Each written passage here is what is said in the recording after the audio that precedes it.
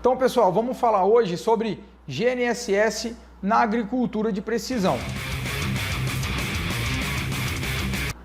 E o GNSS no trator? O GNSS no trator funciona exatamente igual um GNSS normal e a grande função dele é para posicionar o trator. Então o GNSS ele serve única e exclusivamente num trator só para posicionar ele. Não é o GNSS que faz a direção do trator, não é o GNSS que determina se tem que ir mais para a direita, tem que ir mais para a esquerda. A única coisa que o GNSS faz é falar, trator, você está exatamente nesta coordenada. E esta coordenada é passado para o sensor de roda. Então a gente pega essa referência e passa ela para o sensor de direção, desculpa, sensor de roda não. A gente passa para o sensor de direção. O sensor de direção, ele também é responsável por captar as informações que vêm do computador de bordo. E o que a gente insere no computador de bordo, conforme vocês podem ver ali na figura, é onde a gente coloca o nosso projeto, por exemplo, de plantio, nosso projeto de semeadura. Então a gente coloca o nosso projeto de semeadura, ele vai passar as informações para o sensor de direção, por exemplo. Sensor de direção, agora, neste exato momento, nós teríamos que estar em tal coordenada. E o sensor de direção, ele está recebendo as coordenadas do GPS, do GNSS, e ele está falando, opa, e nós estamos em outra. E essa outra coordenada que eu estou, ela está exatamente a 2 centímetros ou a 5 centímetros da coordenada que eu deveria estar para a esquerda. Daí ele manda uma mensagem, ele manda um pulso para o sensor de roda. E aí sim, o sensor de roda, ele vai fazer os ajustes na rota. E após o sensor de roda fazer esses ajustes na rota, ele devolve a informação para o sensor de direção. Sensor de direção, cheguei no ângulo que você queria. E agora, tá bom? O sensor de direção vai cruzar a informação com o computador de bordo e com o sistema de GPS novamente e vai identificar, opa, agora você está no rumo certo, em direita o volante, em direita o eixo, por exemplo. E daí segue toda essa sequência de comandos. Isso é tudo feito de forma milimétrica, sabe assim, de forma milimétrica e de milissegundos. São processamentos muito pesados e que tem que ser feito muito rapidamente. Essa capacidade de processamento, essa velocidade ou lentidão no processamento é o que chama de capacidade, é o que a gente chama de capacidade de resposta. Existem sistemas. Por que eu chamo de sistema e não de trator? Porque é todo um sistema, né? É desde o GNSS, passando os protocolos para o sensor de direção, é computador de bordo passando, depois é a direção de roda. Então não é uma única coisa que é responsável por esse tempo de resposta, tá? É esse sistema inteiro. Então existem sistemas inteiros, esses sistemas aí, que são muito rápidos e que tem uma resposta muito rápida. Então a precisão do plantio dele é muito boa. E existem sistemas que já são um pouco mais lentos para poder fazer esse reajuste, vamos dizer assim, né? Por exemplo, o de plantio, o de semeadura ou sulcação, se for cana, ele é muito rápido. Então você precisa trabalhar com milímetros aí, porque você consegue ter precisão de milímetros nesses tempos de resposta. É muito rápido esse processamento, então ele consegue ficar guiando o trator para que o trator não saia muito ali do... Não que o trator vai andar um determinado tempo fora, depois vai ajustar, depois anda fora de novo, não. Ele fica corrigindo cada milésimo de segundo. Então, isso acaba dando uma precisão monstruosa na semeadura e na sulcação. Já quando a gente vai falar, por exemplo, de aplicação por taxa variável, a gente tem aí um certo delay nessa resposta. Até o computador de bordo falar, precisa jogar tanto de adubo, por exemplo. Até chegar o sinal do GNSS, cruzar essas informações. O que o computador de bordo vai falar? Na coordenada XY tal, eu tenho que jogar tanto de adubo. Daí vem a posição do trator. O trator está na posição tal, que tem que ser tanto de adubo. Daí isso daí vai passar para o implemento. Esse tempo de resposta, ele leva aí alguns segundos. E isso representa, mais ou menos, 30 metros na área, lá na lavoura, né? Então é por isso que quando a gente vai fazer o mapa de recomendações, a gente acaba fazendo um grid de 50 por 50 no mapa de recomendações. A gente fala sobre mapa de recomendações nos nossos canais também. Então, se vocês quiserem saber mais sobre esse tema, se vocês quiserem saber mais sobre mapa de recomendação, siga a gente aí em Instagram, Facebook e YouTube. Pessoal, então, quanto mais rápido é o tempo de resposta, mais preciso deve ser o nosso GNSS. Porque se eu tenho a condição de fazer a coisa funcionar milimetricamente, por conta do tempo de resposta ser muito rápido, eu devo fazer isso. A agricultura de precisão, a gente precisa explorar 100% do que ela nos oferece. Já em contrapartida, numa aplicação por taxa variável, onde eu não tenho tempo de resposta tão bom ainda, compensaria eu colocar um GNSS muito preciso ali, sendo que não vai adiantar ele ficar toda hora mandando informações, por exemplo? É uma coisa para se pensar. Então, vamos falar um pouco mais sobre GNSS. Ele é um receptor. GNSS, ele recebe sinais. Então, a gente pode dizer que o GNSS ele é passivo em relação ao satélite que manda sinais. O GNSS está ali recebendo esses sinais, né? E ele trabalha com sinais de satélite, claro. Mas por que eu pus isso? O que isso quer dizer? Quer dizer que não adianta nada você ter um GNSS monstrão, bom, top das galáxias, se você não tiver um bom sistema de satélites. O sistema de satélite ele é tão importante quanto o GNSS, talvez até mais, porque os satélites eles são... O GNSS também é difícil de elaborar, né? Mas os satélites, para você ter noção, a vida útil do satélite varia de 10 a 15 anos. Então, o gestor do sistema, por exemplo, o gestor do sistema GPS, que é os Estados Unidos, ele que é o responsável por fazer manutenção e fazer a troca desses satélites. Porque os satélites precisam ser trocados. De quando em quando você troca o satélite. Às vezes algum lixo espacial acerta em um satélite e acaba perdendo ele.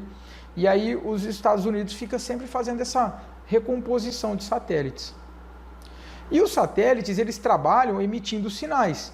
E esses sinais, eles são emitidos em alguns comprimentos de onda. Nós não vamos aprofundar aqui em comprimentos de onda. É um tema que eu particularmente gosto muito, me interesso bastante por esse tema. Mas aqui nesse vídeo, o nosso grande intuito não é se aprofundar em telecomunicações, aí, nessa parte de telecom. Mas o que a gente pode falar é que o GPS, ele trabalha ele trabalha com vários comprimentos de ondas.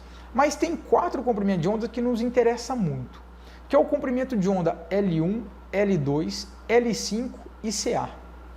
O comprimento de onda L1, ele é um comprimento de onda que ele é mais fácil. O L1 e L2, né? Eles são comprimentos de ondas que eles conseguem trabalhar com precisões aí centimétricas, talvez até milimétricas, dependendo da condição. Mas fazendo o pós-processamento do L1 e L2, ele com certeza, né, ele chega em precisão milimétrica, tá? Já o sinal L5, ele já vem com precisão milimétrica, ele é um sinal muito bom. O sinal CA, o L1 e L2 usa normalmente nos GPS aí mais tradicionais, usa-se L1 e L2. Agora, nos GNSS. Agora começaram a chegar GNSS com o L5, por exemplo. Então já chegaram GNSS bem mais precisos. E existe também um comprimento de onda chamado CA. Esse comprimento de onda chamado CA, ele é o que a gente utiliza, por exemplo, no Garmin. Então o Garmin, ele tem um sinal que ele é muito confiável, cara. Ele chega em qualquer lugar. Às vezes até numa mata fechada, você consegue receber esse sinal do Garmin. Porque o comprimento de onda é muito extenso do CA. Em contrapartida, ele não é preciso. Muito pelo contrário. O Garmin ele tem várias funções. O Garmin que eu falo, os GNSS mais convencionais, os mais pequenininhos, os mais baratinhos, tá? Eles já não têm finalidade para agricultura de precisão, eles não têm função na agricultura de precisão.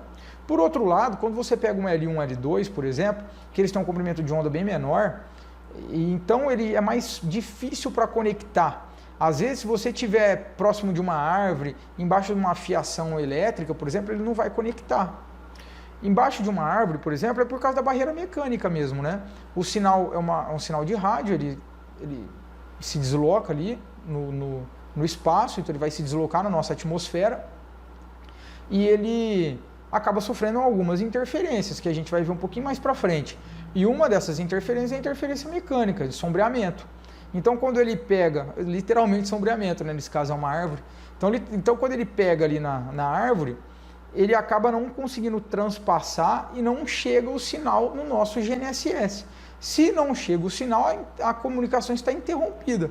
Se a comunicação está interrompida, o nosso GNSS não consegue nos passar as coordenadas que ele está. Porém, é muito mais preciso. Então, enquanto o L1 e L2 era mais difícil de conectar, ele já é muito mais preciso. Tá? O GLONASS, por exemplo, trabalha com os comprimentos de onda L1, L2 e o L5. Tá? E aí uma coisa muito importante na hora de você conseguir conversar ou de você conseguir indicar para alguém qual o melhor GPS para estar adquirindo, ou até mesmo você, por exemplo, é o responsável por isso. Vou pegar uma água aqui.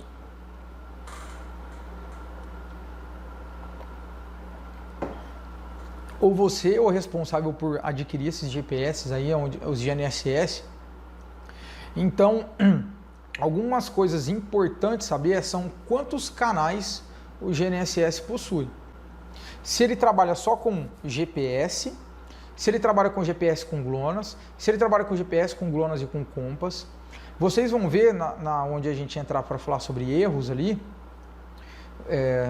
sobre interferências, vocês vão ver que quanto mais constelações eles trabalhar, se trabalhar com GLONASS, GPS e Compass, por exemplo, é bem melhor. E quanto mais canais ele trabalhar, é melhor também. O que são mais canais? Canais é a capacidade que o GNSS tem de se comunicar com o satélite de forma simultânea. Então, tem GNSS que tem 12 canais, ele vai se comunicar com 12 satélites. É bom? É.